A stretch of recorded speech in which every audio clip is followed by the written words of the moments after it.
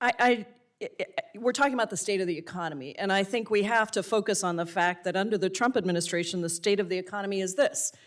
Our economy has shrunk by 0.3% in the first quarter under Trump. And in the last quarter under Biden, we had a 2.4% growth in the economy. President Trump promised to lower costs on day one. I don't know if everyone remembers, but he's going to tackle inflation day one, lower prices for Americans. Instead, he has presided over 100 days of destruction of our economy, one of the quickest slides in our economy that we have seen in recent history. Sweeping, indiscriminate tariffs that have raised prices on Americans, slashing of critical programs from healthcare to education. Why? All so that we can set up a $7 trillion tax break for the wealthiest Americans. And I just want to correct the record about the 2017 TCJA, because I just heard some stats. Let me tell you that the tax cut, the 2017 Republican tax scam, cost $1.9 trillion to Americans. The average tax cut for the top 1% was $60,300, compared with $660 for the middle 20% of households. And in fact, the tax cut for the wealthiest 1% was greater than the entire household after-tax income of a typical household in the middle 20%. So what is this, yachts for billionaires and breadcrumbs for the American people? I think we have to be clear about what the numbers say. And I want to go to you, Mr. Linden, about this, because Republicans now want to extend the 2017 TCJA tax scam and facilitate what I think would be the largest transfer of wealth from working Americans to the wealthiest CEOs and individuals by slashing critical benefits and programs like Medicaid and SNAP and housing, so that they can effectuate that transfer. If the tax package is made permanent, what will the effect be on the richest Americans? And I have a bunch of questions for you, so keep your answers as short as possible. The average tax cut for somebody at the top 0.1% is roughly $300,000 a year. $300,000. And what would the effect be on working and poor Americans?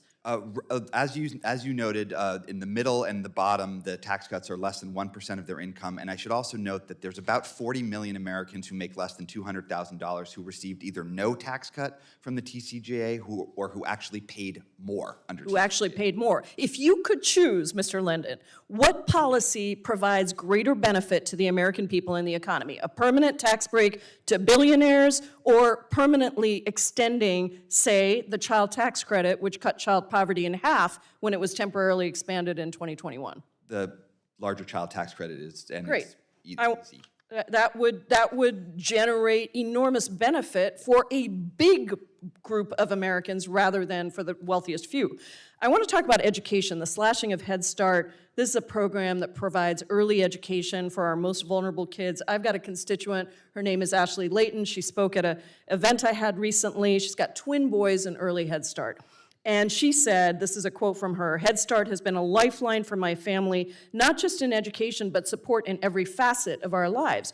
And she talked about how having Head Start actually allowed her to go back to school, finish a degree, and become financially self-sufficient. That's what investments in early education do. They help people who are struggling get their footing, and then that helps our entire society. In fact, a study by the National Bureau of Economic Research suggests that every dollar that the federal government invests in programs that benefit children yields $10 in societal returns.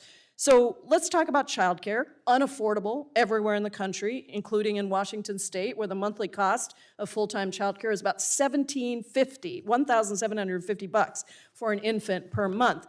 And now Republicans are always talking about being pro-family. So what would the GOP's proposed cuts to federal childcare investments like Head Start do to families?